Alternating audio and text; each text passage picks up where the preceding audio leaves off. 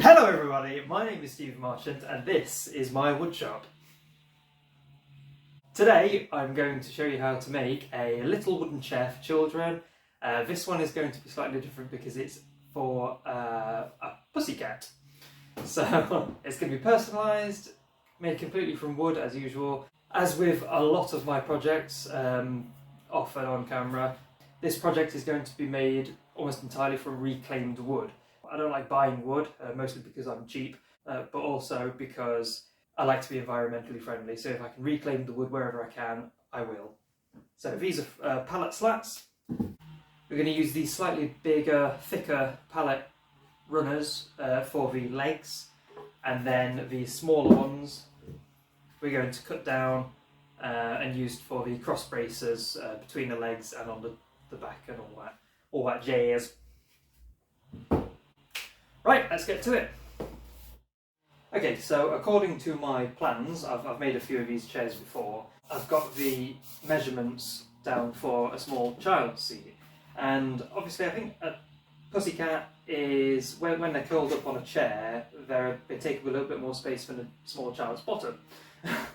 So I'm going to increase the measurements here by maybe a centimetre, an inch or so it can accommodate a big fat cat. Okay, so the first thing we're going to do is clean these up, make sure they're straight so we can get some nice straight cuts. I'm going to make the front and the back uprights, so it's the front legs and the back legs, which also house the back rest as well. Right, enough gab.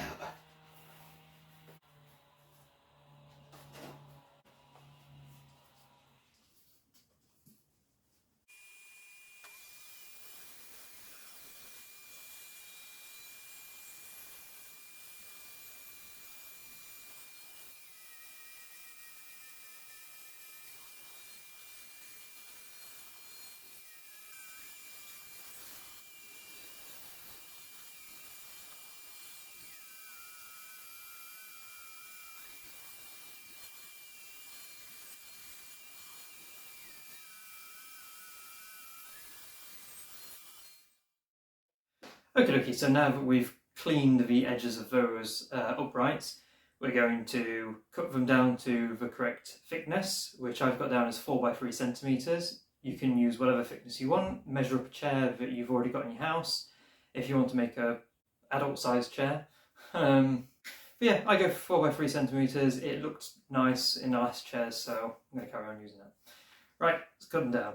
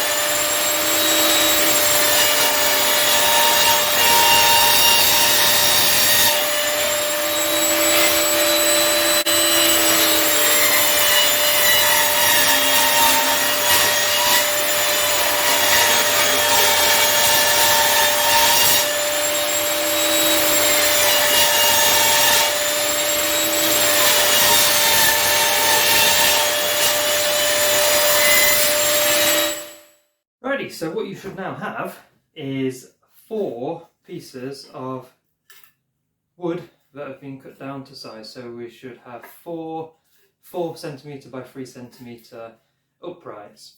And like I said, 2 will be the back feet and the backrest, and 2 will be the front legs. And obviously we're going to cut these down to size on the miter saw or the table saw.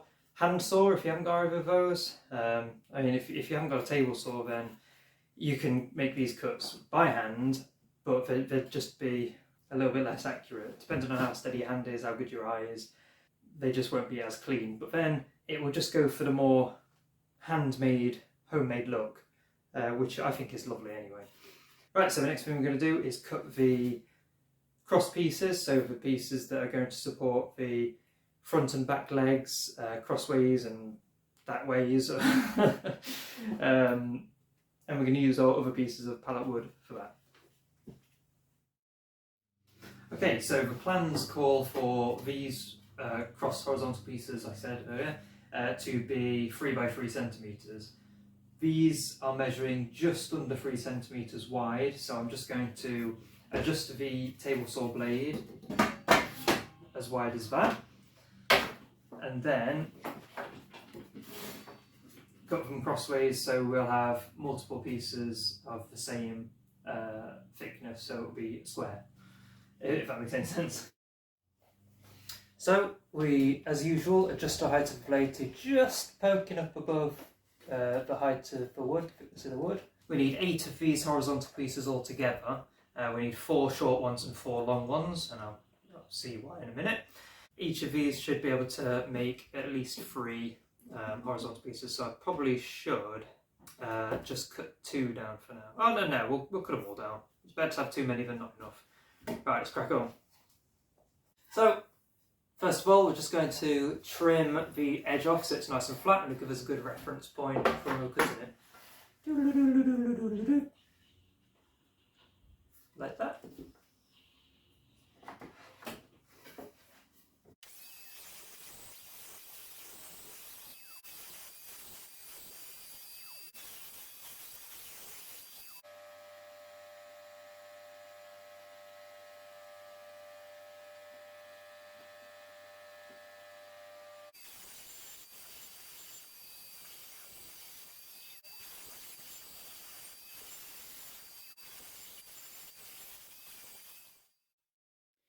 Okie dokie, so now we're going to cut the legs and the horizontal pieces down to their lengths. The measurements I've got here, I'm just going to add probably 2 centimetres on each one because I've measured it in centimetres, so it's a bit bigger for the big fat pussycat.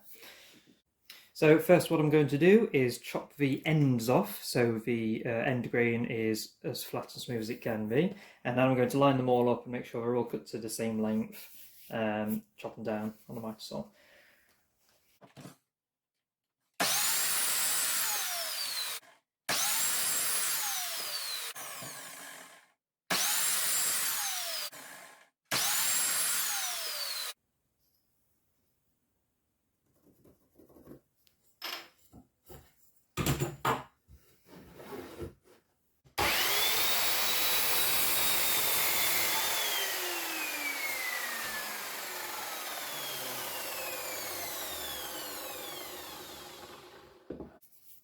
So that's the back legs cut at 43 centimetres, and the front ones are going to be cut at 20.5 centimetres.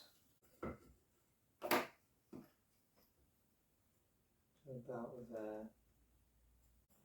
And the front legs will dictate the height of the seat because the front legs are what the seat is going to be resting on.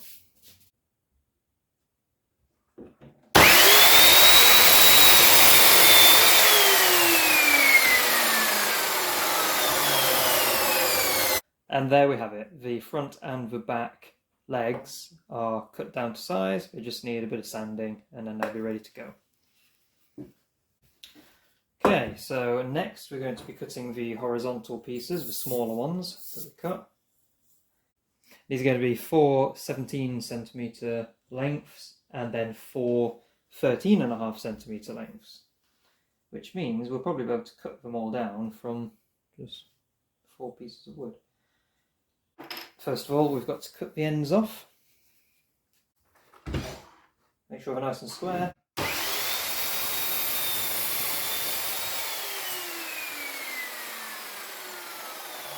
Right, so we're going to need 4 17cm long horizontal pieces, but because it's such a big cat, so I've heard, I'm going to put an extra couple of centimetres on.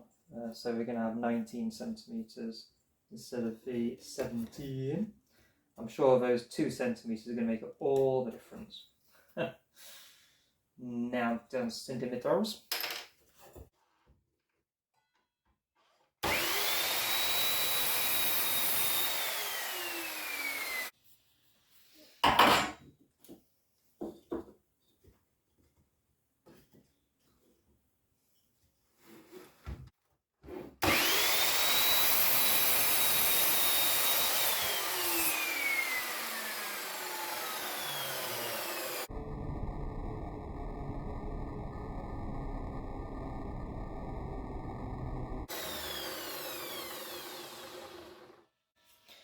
And there we are, 4 horizontal pieces of that length. So now we need 4 of the smaller length. I've got down as 13.5 centimetres, but again, to make it a little bit bigger, we're going to do 15.5 centimetres. Which I bet these aren't, are they? Oh my goodness! Yes, they are.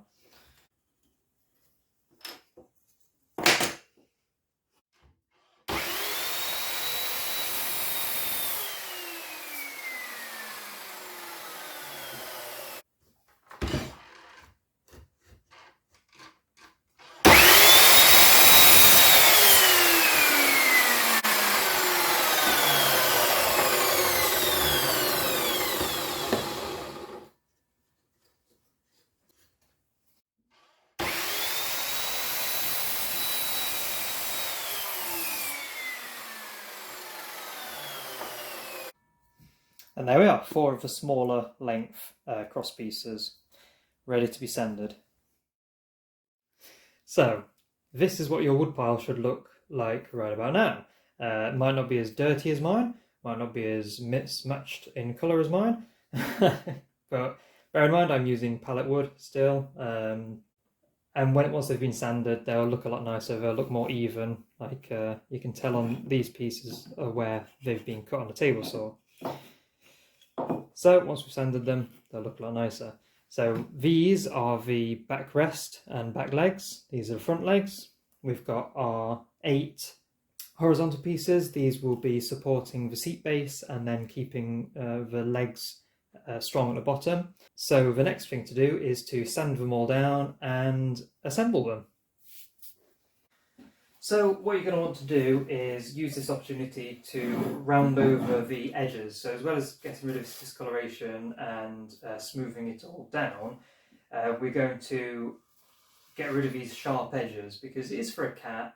They like to rub themselves up against things. We just don't want to injure our little feline friends, do we? They won't get splinters because we're going to smooth it all down nicely.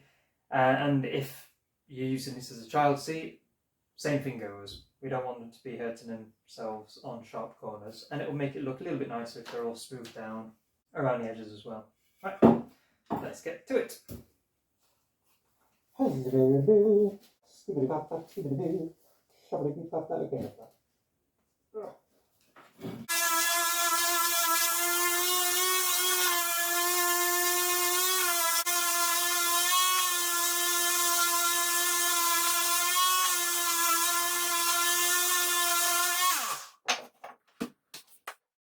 Okay, so what we should have now is something that is going to start to resemble a chair. So the longer back legs and back seat will go here. Then the 2 shorter, 2 of the 4 shorter pieces will go as the joining pieces for the front and the back. And this will allow us to have a wider seat. So line the bottom of the wood against something straight. I'm using the edge of my workbench. The top support is obviously going to be perfectly in line with the top leg, top of the front leg. and be at a 90-degree angle there, because that's where the top of the seat is going to go. And for the bottom piece, I'm just using a scrap piece of wood to align it with the bottom there. Once that's all in a position you're happy with, we're going to put some glue on these sections here and clamp it up.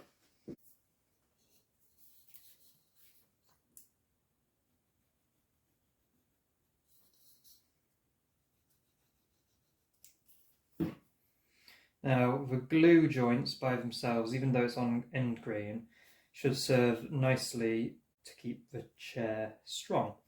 If you want that extra little bit of strength and support, then you can always put a screw in through the front or the back here to join the pieces together.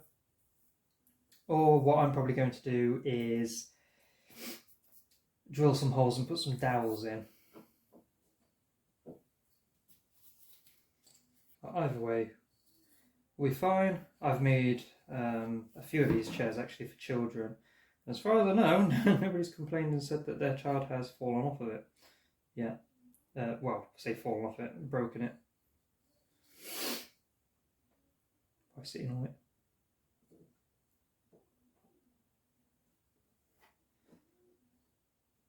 There we go.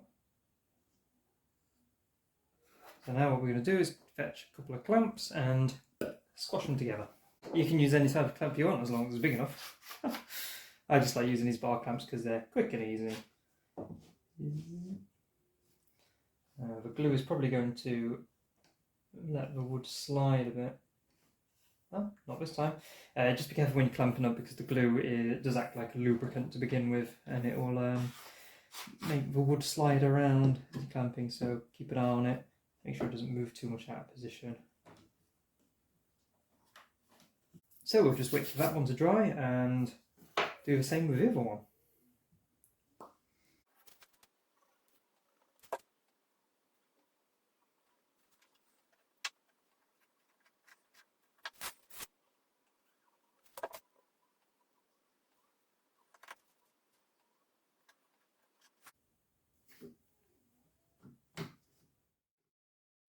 Okay, so that's the side pieces all glued up. We've just got to wait for those to dry. The next thing to do is to make a little backrest piece. And what we're going to do with the backrest is engrave it with a router, or you can use a Dremel tool, rotary tool, or even burn the wood on there. Or you could use a scroll saw and make the letters 3D rather than indented. I'm going to use the router because it's my favourite method of doing it. I found my tiny little router bit now, so I can do lettering. Yeah, we're going to put Pussycat's name on the back there. What we're going to do is measure these horizontal pieces that go in between the two side pieces of the chair, and this will give us the exact width of the gap between the two side pieces that we've got already. Right, we'll do that now. Okay, so now we're going on to the backrest. Yet again, it's a pallet slat. This is an oversized board. This is going to be the size of the backrest, obviously. So we can use this to try and select a piece of wood with either the less imperfections or any parts that you like, whether there's a certain knot hole somewhere that you think will make it stand out a bit. But I think right in the middle here would be perfect. So put that one there, and what we're going to do is just draw some lines so we know where to keep our lettering into. There we are. Doesn't have to be anything perfect, not neat or anything, just so you know that this is the size of wood and your lettering has to come, I don't know, within a centimetre of each side of it. And when you're outering, obviously you're going to want to clamp your board down. When you've got a long board like this, you can either put a clamp on either side. I'm going to just drive a couple of screws into it, directly into the workbench, and that's very secure. You know, the router's not going to hit anything. It's not going to go anywhere near the screws anyway, so you don't have to worry about it hitting the screws. Right, first of all, I'm going to use my belt sander just to clear up this board and make it look nice and pretty. You can use whatever kind of sander you like. You can use hand sanding paper, you can use a plane, anything you like. I'm just using a belt sander because it's quicker and I haven't got much time left today.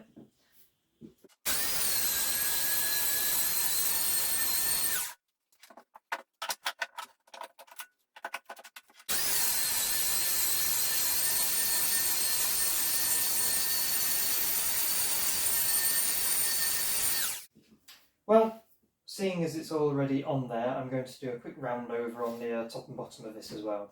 Remember, we don't want to round over the edges of it, and obviously I can't because it's not cut yet anyway, but if you round over the edges, it's just going to look funny when you join the sides to the backrest of the chair.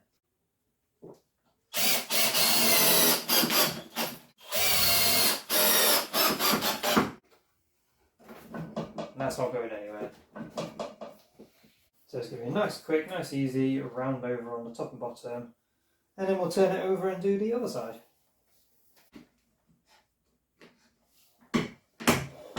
Would help if it was plugged in.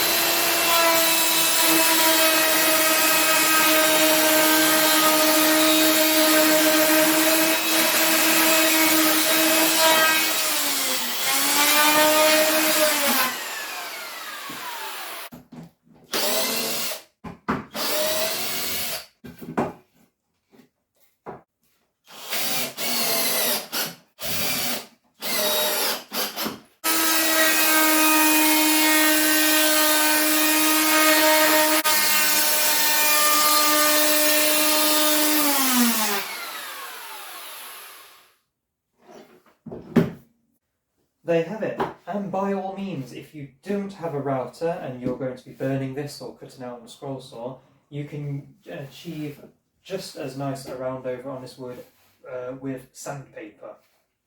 So don't let the use of power tools and whatever put you off with this project. You can do this. I mean, you can do this whole thing with hand tools, because that's how they did it, you know, hundreds of years ago. So there's always more than one way to do any woodworking project. So think of your own way, come up with your own way. If you've got a better way, then go ahead. Right, I'm going to print off a template for this name.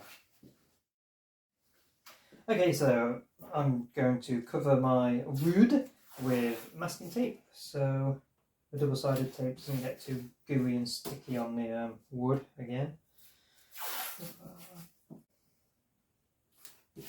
And if you don't mind sanding, then you can just stick double-sided tape straight onto the wood, or you can use spray adhesive. Spray adhesive will also take a little bit longer to dry. You've got to wait a bit. And I'm very, very impatient, so I'm going to stick it on this way.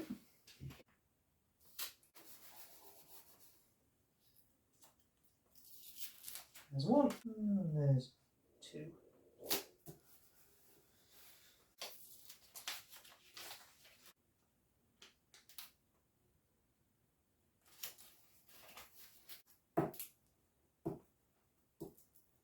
Righty, now I've got my router bit set up in my router, I've got the name stuck down, it's time to route it out. Root-a-tooty, root-a-tooty, root-a-tooty.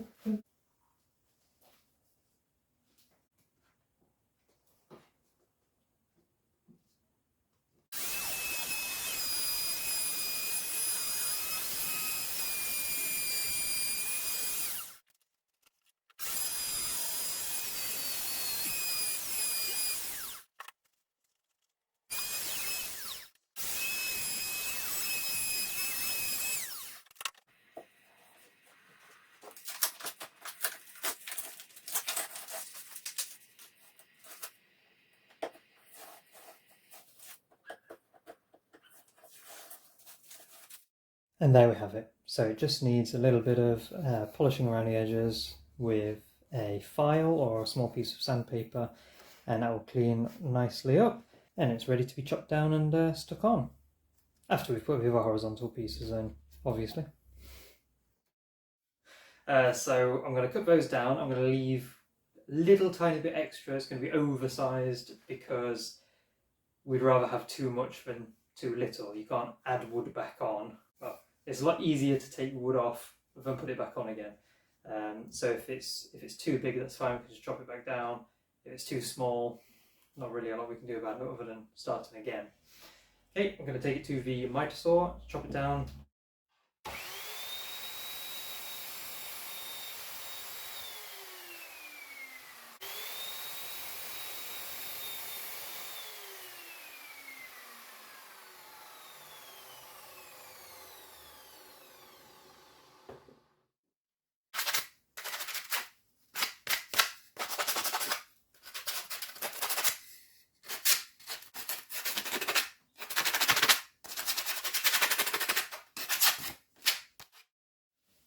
Okie dokie, so now that the glue has dried somewhat, I'm going to strengthen these joints with a dowel. You can use any size dowel you like. As long as you've got a drill bit to match, you should be good to go. So what I'm going to do is I'm going to move these clamps into the middle so it's still holding the wood together, just in case I accidentally break it. And then I'm going to drill a hole through here, and then the top. Slide the dowel in and chop it off so it's flush with the back of the chair, or the front of the chair. Okie dokie, so what I've done is I've drilled a couple of holes in a scrap piece of wood, and I found that this drill bit here, this massive 12mm drill bit, is just the right size for a snug fit with that dowel. So now I just need to drill the holes into the front of the chair, trying to keep it as straight as possible. You could, if you had a bigger drill press than me, then you'd be able to do this with the drill press, but for now I don't. I have a little tiny one and a little drill press. That should be fine. And then what we want to do is put a bit of glue into the hole, and like I said, the glue is kind of a lubricant also. Well, it's just wet obviously, so it should help the dowel go in a bit nicer.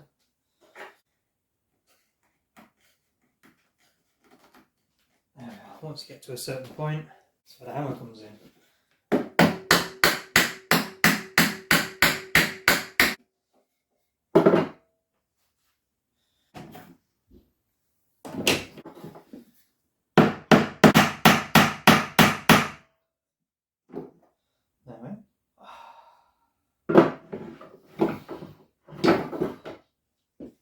Try not to hammer it too hard though.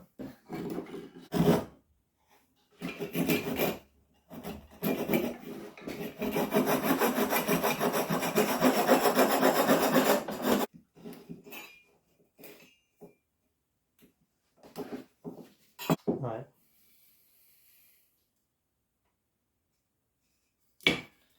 So obviously I'm going to have to reclamp that. I didn't wait long enough for the glue to dry, clearly. First, let's have a quick clear up of this mess. Ah! The magic was too strong, it's broken the other legs off. I think what I might have to do is just wait for this to dry overnight, rather than trying to hurry it along.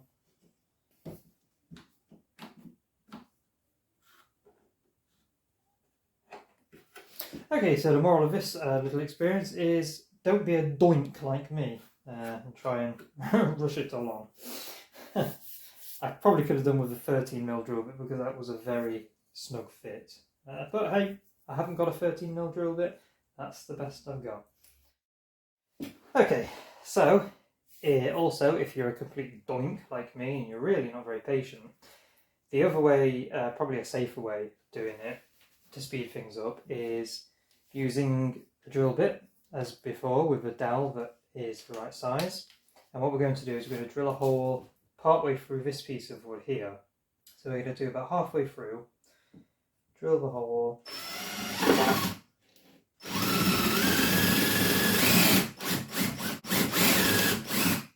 and then what we're going to do is drive a screw through here.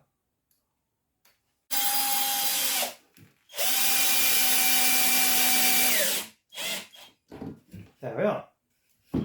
So there's going to be a screw inside, and then what we're going to do is we're going to plug that hole up with a dowel to make it look more natural. You know, a bit more like a piece of wood, rather than a piece of wood with a screw in it.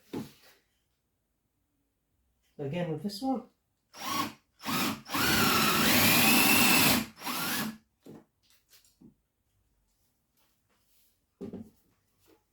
put the screw in.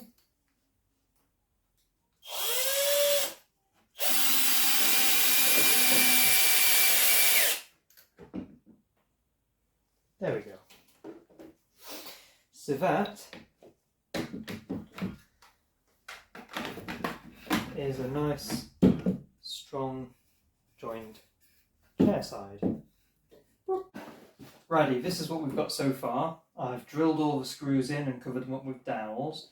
I'll sand the dowel joints flush pretty much at the end, I guess, when I do the final sanding. It's getting pretty dark in here, so I want to get this wrapped up pretty quick. The only thing we've got left to do is put these horizontal pieces joining to here, and then get them glued up.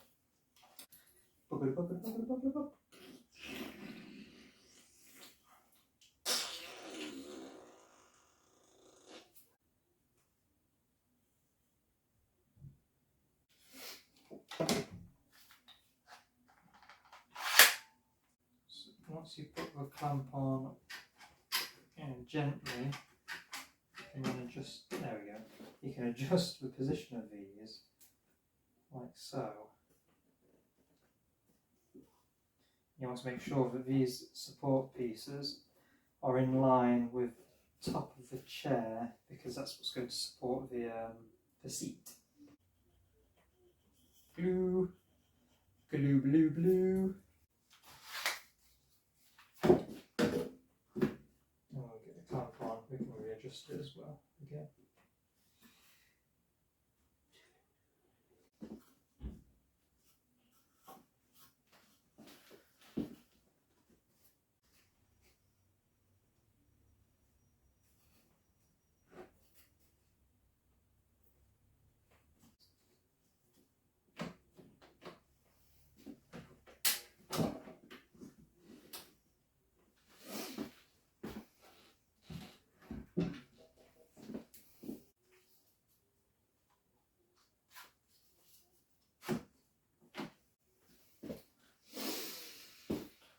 Righty, so the last thing to do is to stick Nina on the back of it here. Remember, I cut it oversized, and that's why it's not fitting now, so we're just going to trim it down on the miter saw and hopefully get to a close fit. Well, there we go. With a little bit of a squeeze, if you don't want it too loose, that's going to sit in, not there obviously, but in there like that. Pretty pleased with that.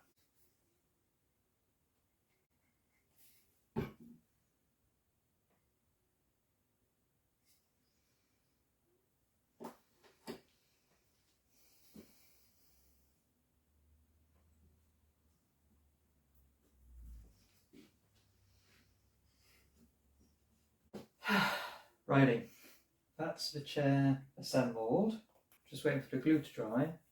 And then the final last piece of assembly is going to be the seat base. Otherwise the cat would just fall down. And this is my seat base. Now I know what you're thinking, it's a little bit green. But I'm going to sand it all down, and then I'm going to measure it up for here first, cut it out, then sand it down, so I've got less surface area to sand down. Okay, so what we're going to do, I've left a bit of an overhang here. I'm going to cut out this piece of the seat here to accommodate this piece of wood,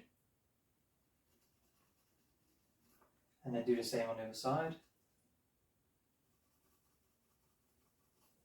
And then what we can do is get a ruler and measure the distance between this line and the edge, which is there, and copy that over to this side,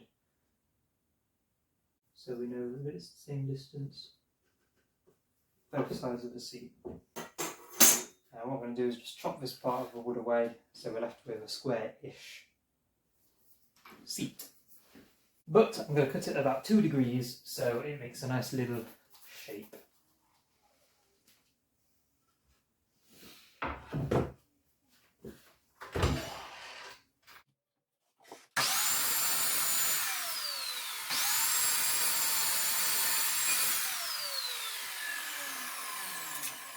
Alrighty, so now I'll turn it 2 degrees the other way.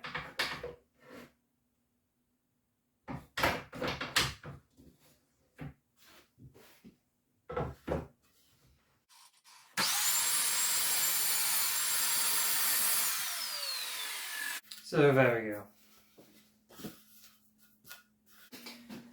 Okay, so now that I've got the seat back in position, I've extended these lines out, and what I need to do now is measure the thickness of this, the width of this bit, which, as we already know, is 4 centimetres.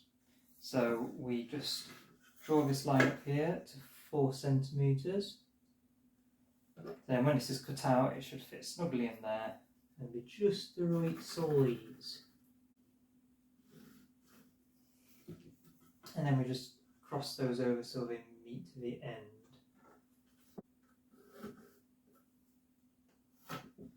There we go. And then you can either cut these out with a jigsaw, bandsaw, scroll saw if you don't have any other method of doing it, or quite simply with a handsaw. I'm going to do it with my jigsaw because it's closer to hand than any of my other tools.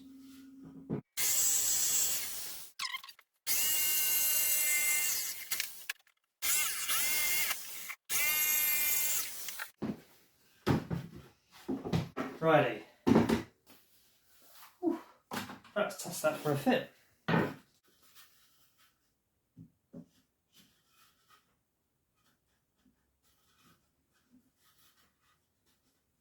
Okay, not bad, but it just needs a bit of trimming off of this side here. I think I went off on a slant.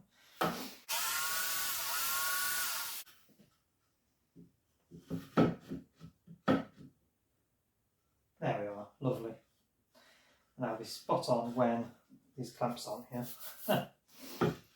Okay, so I'm just going to go over this with a belt sander really quickly, get rid of all the green, and then we'll do a round over around the edges as well.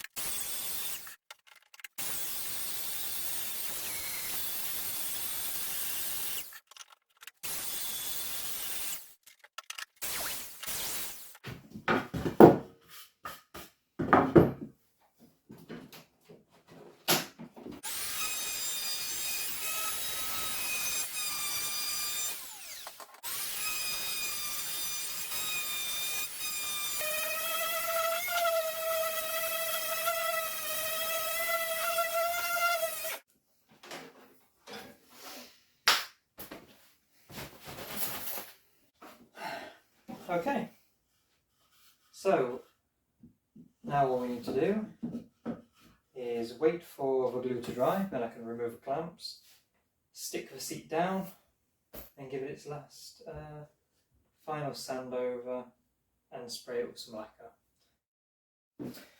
Okie dokie, so now that that's dried up there, I'm going to take these clamps off.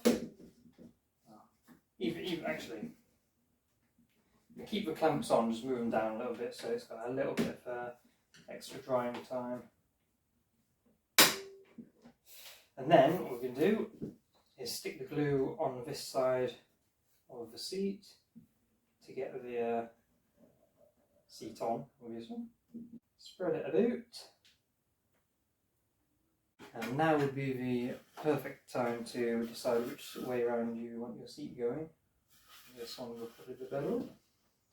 And just slot it in, drop it down. There we go. And you can either drop something heavy on here, not literally drop it because I'll probably break it. Put something heavy on here to hold the seat down while it dries, but what I'm going to do is I'm going to flip it over and drill some screws from the underneath so it can hold it on nice and securely.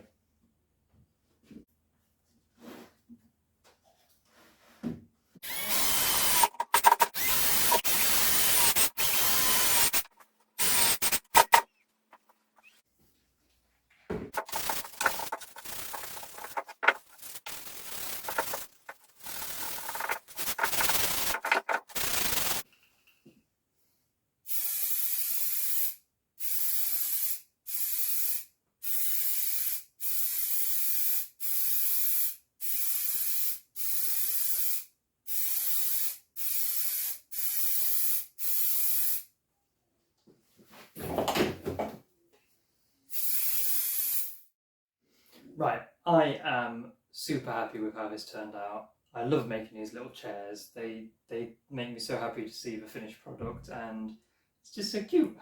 Cute little kitty's chair. or Kitty's chair in this case. I hope Nina likes it as much as I do. Her mummy might want to put a cushion or something on there for her, but all in all, I think even a fat cat would be quite happy perched on there. Thank you so much for watching my video. I really do appreciate every single one of you who watches these videos. If you liked it, please give it a thumbs up, hit the like button down there. If you didn't like it, hit the dislike button. I'd rather you didn't, but if you really didn't like it, please subscribe to my channel. It means the world to me to see the subscriber numbers climb. Absolutely fantastic feeling. You can make one of these chairs, hence the title of the playlist. You can make this too. You can use hand tools, you can use power tools, you can use anything. And I'll see you next time. Thank you.